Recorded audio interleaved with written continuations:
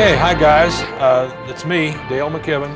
I've got a bit of our football history from 1955, and I've been carrying it around for a few years and trying to figure out how I could put it in a usable form. I tried to get it ready for the reunion last year, but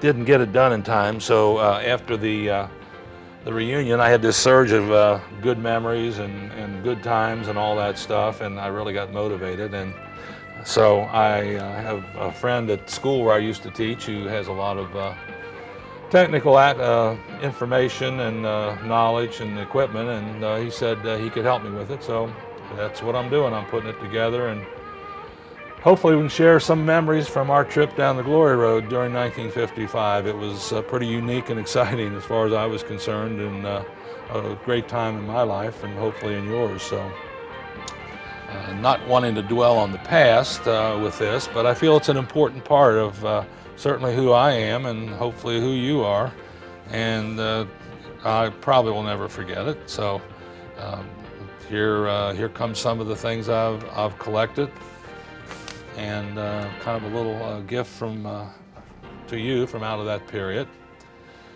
Some flashbacks. It's Dixie Heights football. Letter sweaters and championship football of 1955 spent with you guys in school and on the field was a big thing. And as you can see by my logo here, the memory trip starts with a look back at some of the awards that we got. And I still got mine, believe it or not.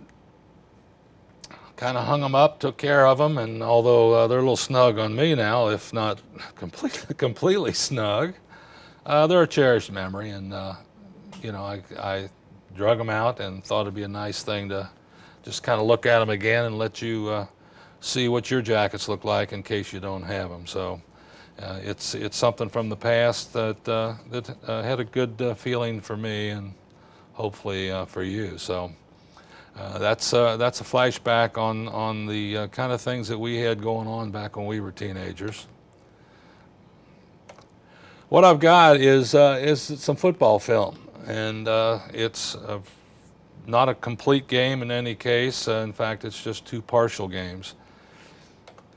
And the two games that I happened to be in possession of were the opening game over at Bellevue and the championship game, if you will, over at Newport later in the season. As it was in those days, they didn't have videotape, and they had 16 millimeter, and so they, at least at Dixie, we didn't tape every play of every game, but we taped, or filmed, I should say, portions of them. So these two games are portions of each game, and it's hard to kind of follow the flow, but you'll get the idea.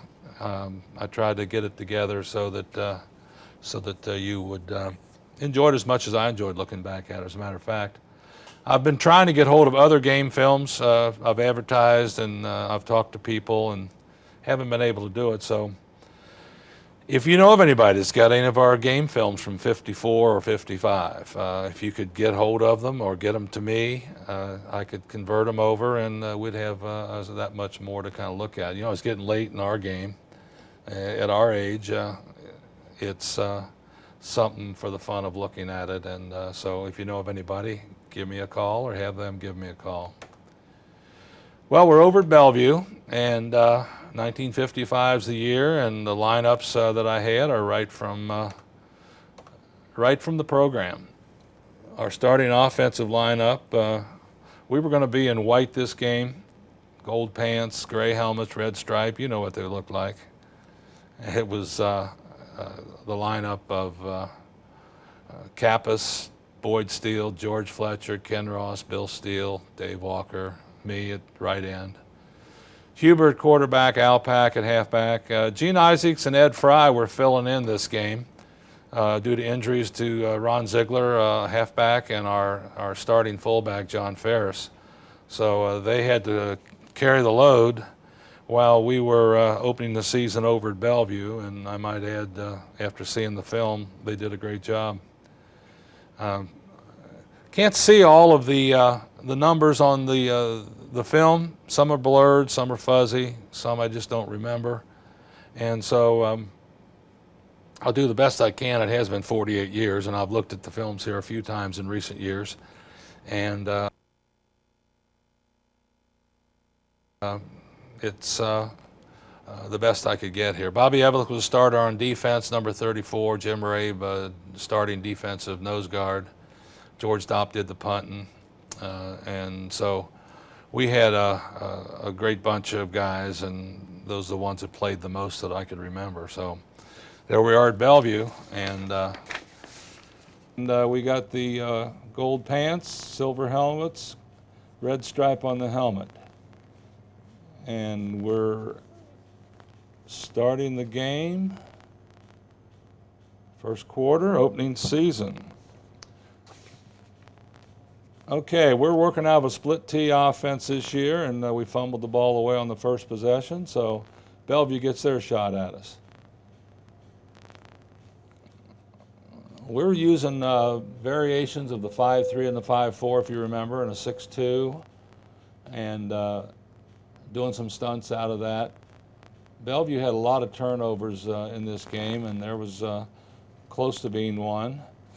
We've already had an interception, and then here comes another one by Don Huber, and he's racing down for the end zone and doesn't quite get there.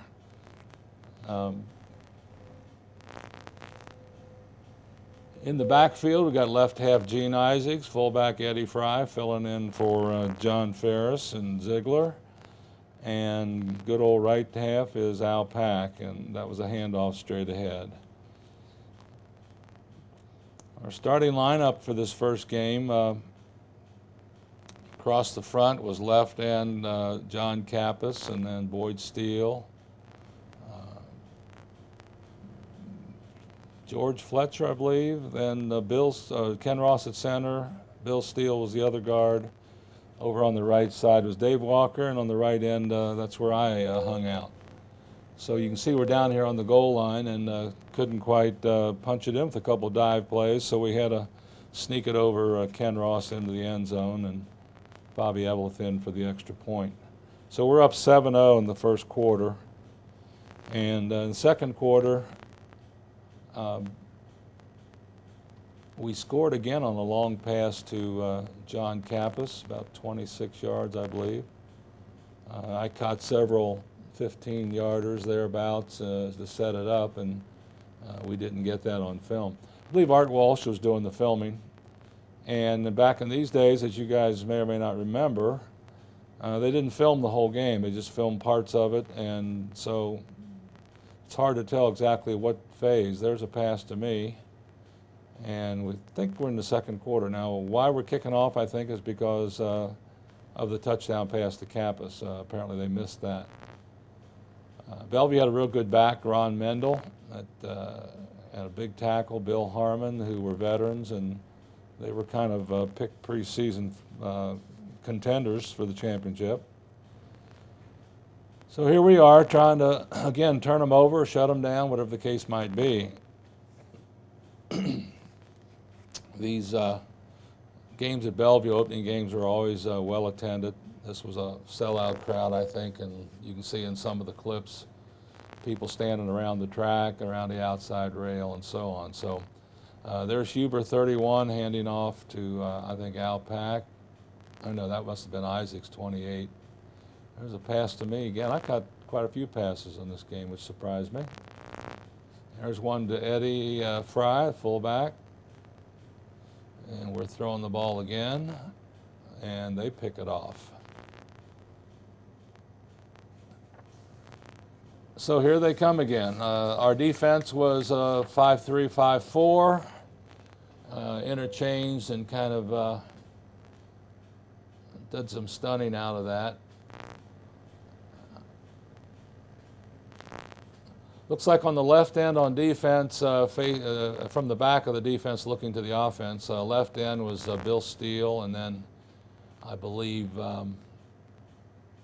Dave Walker, then Jim Rabe over center, Boyd Steele over the right side, and on the right end was John Kappas. I was right side linebacker. Kenny Ross was the center linebacker on the 5-3, and Don Huber was either a halfback or a linebacker, depending on what we were doing. George Fletcher also played a little linebacker. There goes, looks like Al Pack breaking through and zipping it down here. I think, again, we're up 14-0, getting close to halftime. There's a little pitch out to Al Pack, takes it in about 20 yards, and Bobby Evans kicks his third extra point. So we're getting on to close to halftime. And from the direction we're going, it looks like second quarter still. So we're defending. I think I picked one off there, if not mistaken. This must be the start of the second half. But I think we're up 21-0 at halftime. Our defense was one of our characteristics, as you guys should know probably, and we took a lot of pride, and Coach Shannon took a lot of pride in us playing defense. And we worked hard at what we did. So here we are trying to get our legs under us.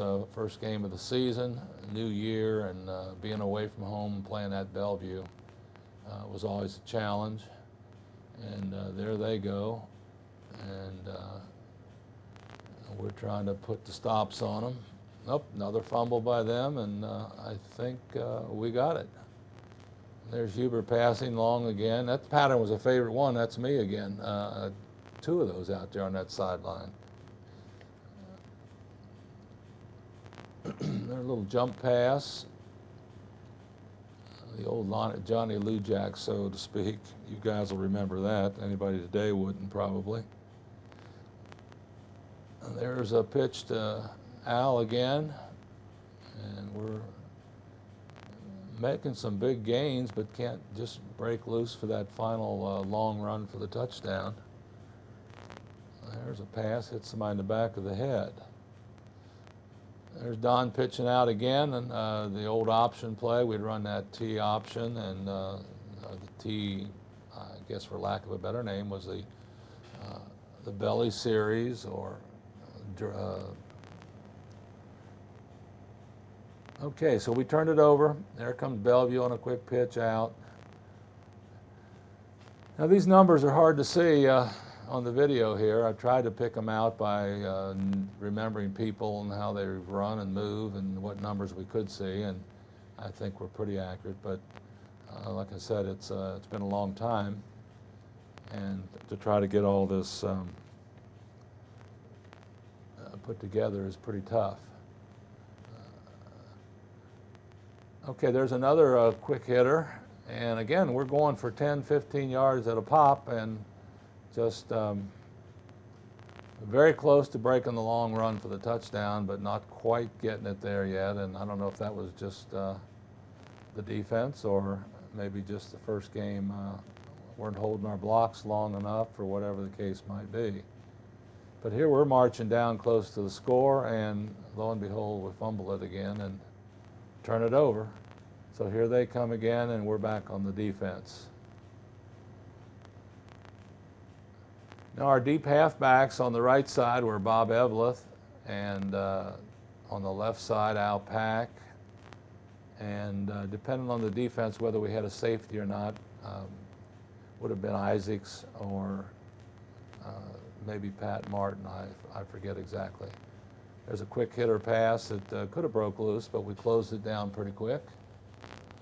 And there we go. We're shutting that down. We're in a pretty basic 5-3 right now. Wow.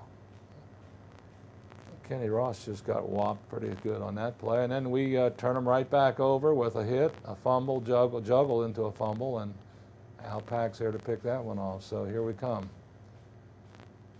You can see the crowd standing in the background. That was all around the back side of the field. On the opposite side, where the filming is occurring, was the grandstand, and another quick pass to me. My goodness. The grandstand's back over there. Our team bench is over where we can see the fans straight ahead of us. Bellevue's bench was, of course, on the home side by the grandstand. Well, we got picked off again, so the ball turned. So this is quite a few turnovers in this game, either fumbles or interceptions. Luckily, they had a lot more than we did, and we were able to capitalize, and they didn't. So that's kind of the way it went back and forth. You can see in our 5-3, we got, looks like Fletcher, Ross, and Huber maybe in there at the moment. Oh, there's a good play. Can't see who it was. Came from the inside. Jim Rabe over center usually controlled the center of the line and did a good job with that. He's number 62. There's another interception for Al. He had a blast that game. I'd forgotten how many turnovers there were until I started looking at this film. Okay, we're in a basic set now, and looks like Don saw an opening and snuck it. And that's the end of that game. So here we are, the end of the Bellevue game. Congratulations to each team, and we're through the opening game. That's always a tough one. So we're getting ready to move on to the next opponent, which in this case is going to be out at Boone County. At that time, Boone County was relatively new. Okay, our seventh game of this, here we go with the final score over at Bellevue Stadium, 21-0. We beat them, as you're going to see in the film, or you saw in the film, and had good play.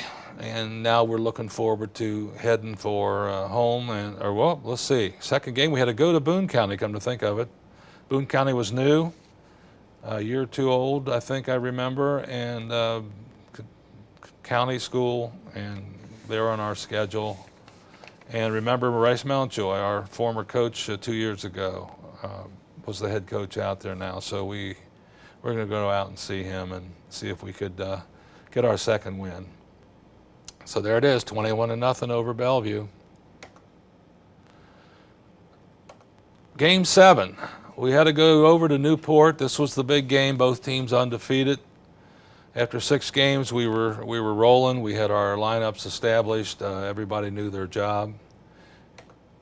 And our starting lineup had changed only a little bit. Cliff Connor moved into a guard position. And John was back.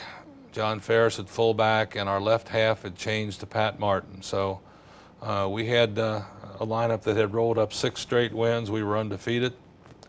And as you remember, we were ranked number 2 in Kentucky. So we were heading over to Newport, pay them back for last year when they knocked us out of the championship by upsetting us, or tying us, I believe it was. And our defense is pretty much rolling. We had kind of a couple new looks, a split 6 that Coach Shannon had put in. Little variations on our 5-3 and 5-4, and we were pretty confident. Had some experience now, had some veterans, some subs, and so over at Newport, a game that would probably determine the championship, as we each would only have 1 league game left, and there's the guys that were going to do the job. It was a team that was ready to win the NKC. I sensed that we were really determined, as I remember, and all week long the game had a lot of hype. Newspaper articles, photos, and the team in the paper, the schools were pep rallying and all that kind of stuff. And it was going to be a sellout crowd. People were standing on top of the school buses and around the field, and the winner was going to definitely be in charge and probably be the champion, as nobody else was really in contention. And this game, we're in our red jerseys, and this is the way it shaped up. We were going to go over there and do the job. So our championship game, Newport, here's your starting lineup. Okay, it's time to see the game, and again, we'll have about 10 to 12 minutes of the Newport game, and hopefully the highlights will be something that you'll enjoy seeing happen. Pre-game, we're in red for some reason. Newport didn't want to be red, which is normal home colors for football, and they chose to wear white. So we're kicking off to them, and this is the big game. Whoever wins this is in shape to win the championship. We're ranked number 2 in Kentucky. Our defense has been our forte all year, and we're known for our defense the last 2 or 3 years. So we're in here expecting to keep them under control and have a hard-fought game. Last year they knocked us off at home. It cost us the championship unexpectedly. So we're ready to go. We got the first turnover on about the 3rd play. I remember making a tackle right in the hole, and Jim Ray recovered it, and now we're trying to punch it down the field. We were in a split 6 defense. This is new for the game. Has 2 linebackers over the offensive guards, and Ken was on the right side, I was on the left, Ken Ross, and we would read the halfbacks. If the halfback came forward, we would meet him. If he went away, we would follow and read the play and make the tackle. There's looks like John Ferris is taking the ball down here now on most of these carries. Al carried a couple. It was good to have John back. He was hurt that first game in the season, and he's a hard runner and plays a lot of defense and so forth. And so we got an early score at 7-0, and due to a turnover, and we're in good shape. It's always good to get out on top. So our split 6, I think, has given them trouble, and we mixed in a little 5-4 and 5-3, and they're up in the hole. We jumped between the guards. Ken and I were standing around on either side of the center practically, and Don Huber's on the outside end, and Kappas is on the other end, and our defense is pretty well set. John Ferris is back on the defensive halfback, Bobby Eveleth, Al Pack. Our defense was solid, Jim Rabe in the middle. And here they are throwing the ball, and covered it. I think there's Bobby Eveleth there, and now they're punting it back to us. We're pretty determined this game. This was not going to be a repeat of last year where they knocked us off, and so now they've punted to us, and we're starting back down the field. And we're in the split tee. We have that belly or slant series that goes inside or outside the end, and Ferris was excellent at that. Don was really good at reading the defense and either giving it or keeping it. And so here, quarter changed apparently. Again, Art Walsh filming. We're not filming every play, unfortunately, just bits and pieces. And I don't know what his rules were on who he did or didn't.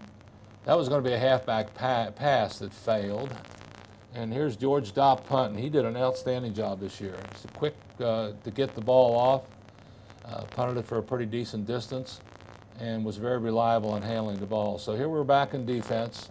Newport ran a straight tee, had a real good halfback named, I believe, Jim Woods, and Big John Turner was one of the ends. He was probably more of a basketball hero than he was football, but he was a good athlete.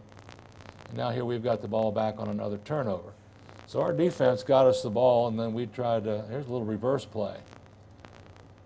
And that was Al Pack on a reverse from John. By this time, Pat Martin had moved into the starting left halfback spot. And so our team was pretty well established. We were confident.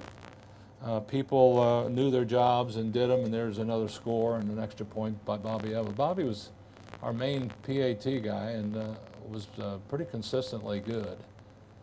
Most of our extra point opportunities. So here we are back on the defense, and again, we're just confusing them and hitting them hard and pretty well not letting them get anything really big on us. There's a little jump pass, didn't work. Now they're punting it back to us.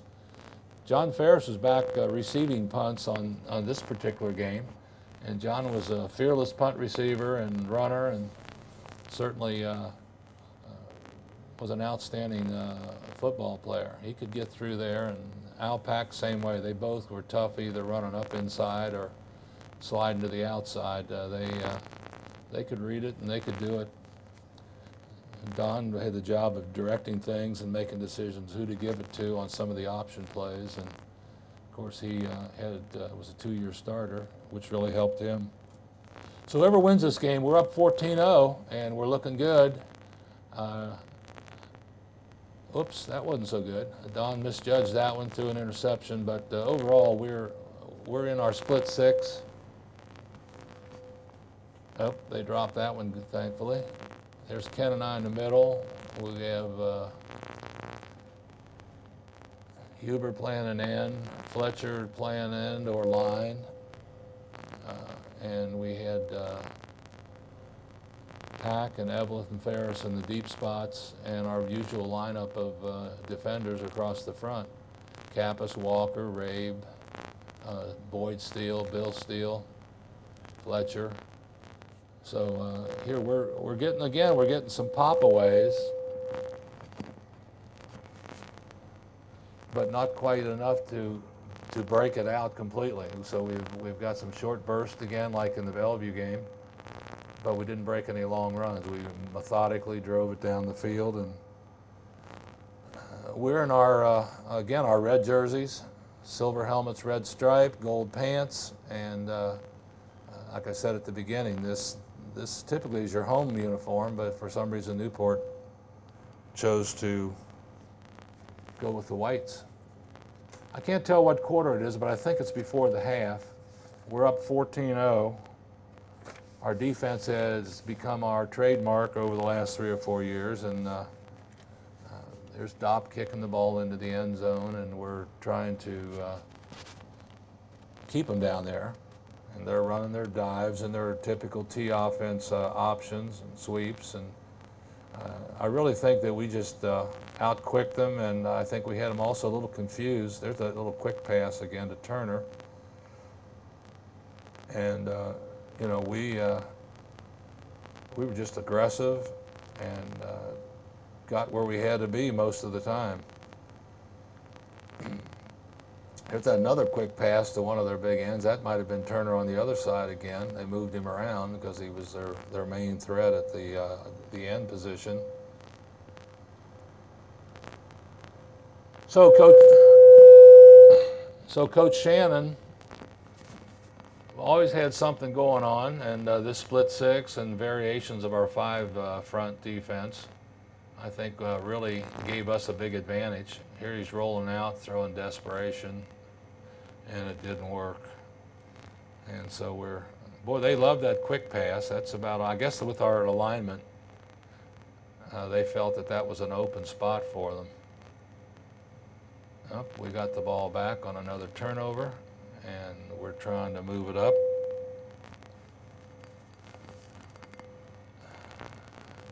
So offensively, about the only thing that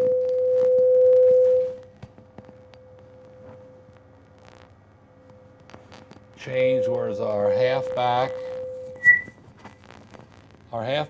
and Pat Martin moved in. Ferris was now back full, as I said, and our line play was pretty much as it was. Me and Walker and Cliff Connor had moved into one of the guard spots. I forget exactly the reason. Maybe good play, I guess. I don't remember anybody being hurt, but Cliff played a lot in the guard position with Fletcher and Bill Steele. And so here we turn it back again, and we're on offense, keeping them out of the end zone.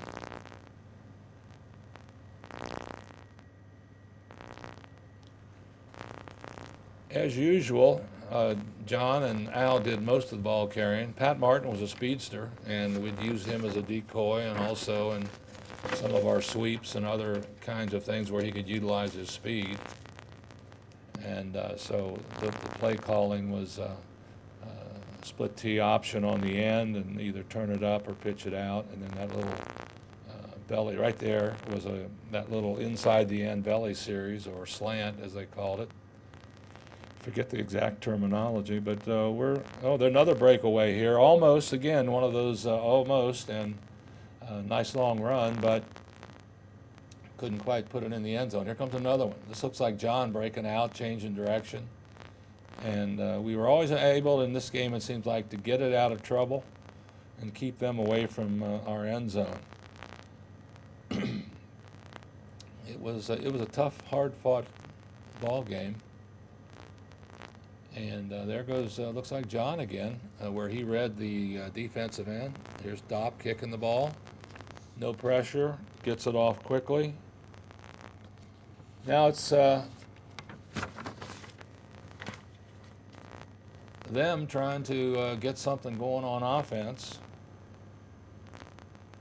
I'm not sure what. Oh, there's somebody left uncovered. I hope that wasn't my guy. Here comes, again, they're testing the same kind of offense basically we run, I think.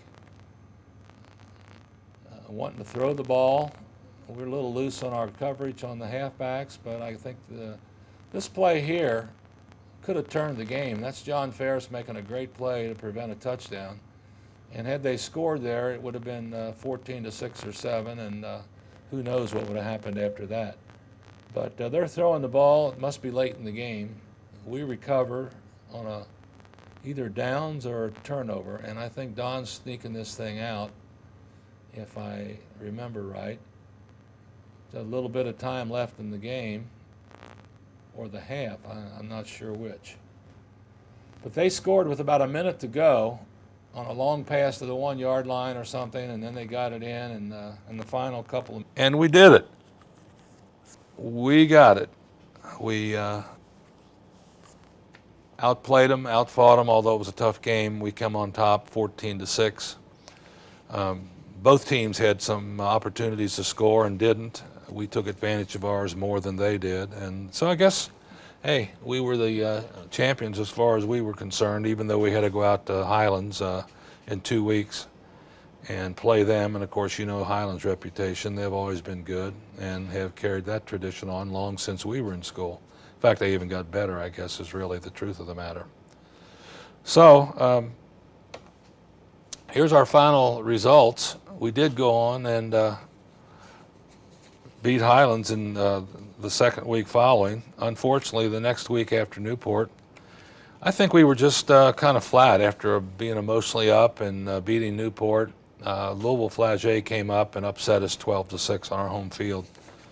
It did cost us an undefeated season, but it probably woke us up and got us even more ready for Highlands on the next or the final game of the season out there, and we certainly did kick their butt 27-6, and that officially clinched the championship for us. And so there's our results from 1955. We were 8-1. Probably should have been undefeated, but sometimes you don't always get what you think you're going to get, and we wound up 8-1, but we were the undefeated NKAC champions. And again, that's something that we'll always have, and that'll never change. So congratulations, you guys. Glad to share that with you. Well, because of our outstanding season, our outstanding team, there were many individual awards and team achievements over the 3 years that we were participating in the varsity program, 53, 54, and 55. And so let's take a look at a couple of those before we wrap it up. Coach Shannon was the leader of our group. He's the one that made it all happen. I think he was a great teacher and a motivator. He had a football mind and an intensity and a desire to do whatever it took to be successful, and he was a workaholic, I'm sure. I know from me coaching for all the years I have, he's a unique individual. Just I know what it takes, and he had it. I think we were really fortunate to play for him. Coach Lou Phillips and Coach McKinney and Coach Miles and Walsh and that bunch, we had a good coaching staff, and they prepared us thoroughly for every game and gave us an opportunity to win, and we usually did. So he was Coach of the Year. He was on the East-West All-Star staff, as you can see, and his 2-year record in the conference was 15 wins and 2 losses and 1 tie. So he was a special kind of a guy. Ken Ross, one of our senior co-captains, he was probably our most outstanding player, 2-year NKAC All-Star and most valuable player, leading vote getter in the conference, and honorable mention All-State, played in the East-West game. And Ken was our best, team voted him our best lineman, our best blocker, and he got a scholarship to UK, as a matter of fact, and you guys all knew that. So he was a terrific leader and good friend, and certainly deserving of everything he got. Our other co-captain, Don Huber, also an outstanding player and leader, and of course as a quarterback, a lot of decisions to make, a lot of leadership opportunities, and he did it all. He was also one of the top vote getters in the all-conference team, as well as being co-captain. Played an East-West game, was honorable mention All-State, and was voted by the team as the best back. Don was a terrific leader and made the right decision most of the time. He went on to play at Center College, I believe, and spent 4 years down there, if I'm not mistaken. Other awards, I was fortunate enough to be picked all-conference first team and honorable mention All-Kentucky, so I'm certainly happy about that. Voted by my teammates, you guys, as best tackler. So special award for me. Dave Walker, also senior.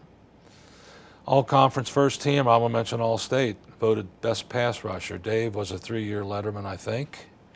And he and I played side by side on offense throughout our senior year, and it was a real good relationship. We felt we certainly contributed to the success on the right side of the ball, and so he and I were there.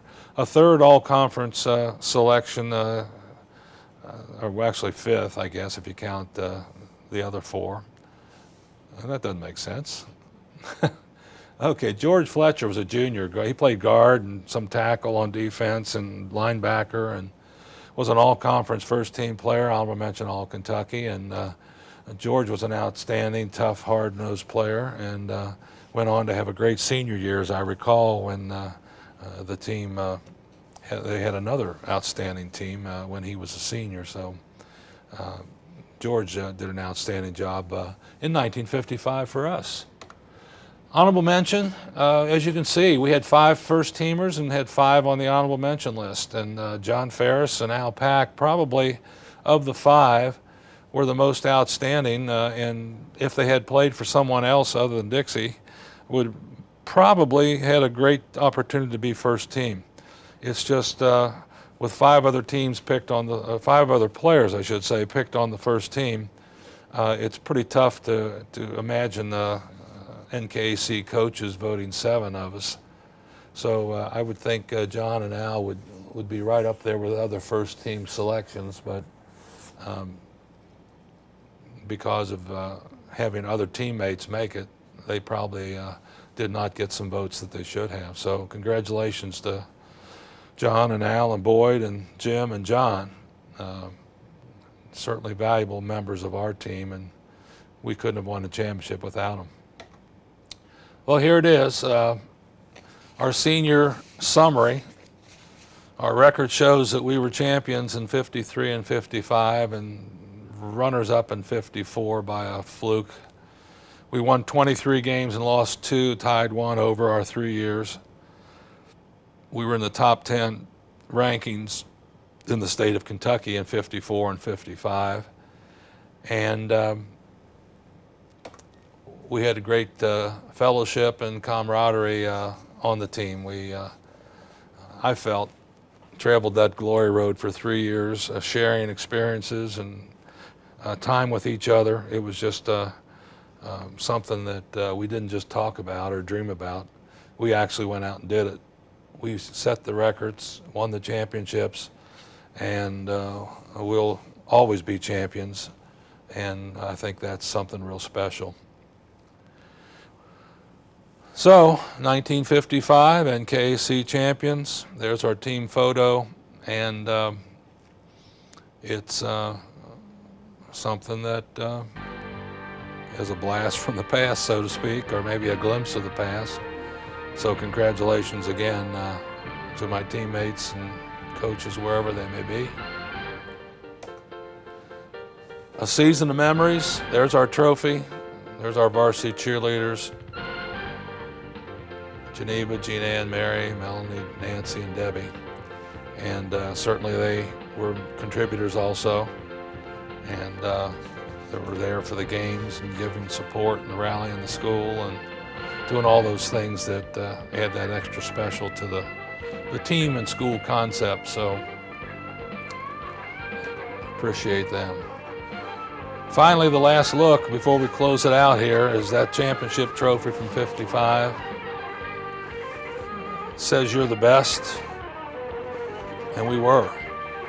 And certainly remembered always when we get together, something in common that we shared and sweat over and worked over and did all those things. So congratulations again, and I certainly hope that at some time in the near future we'll have a chance to get together again and kind of review it and hash it up like old timers do. So this is Dale McKibben signing off for now.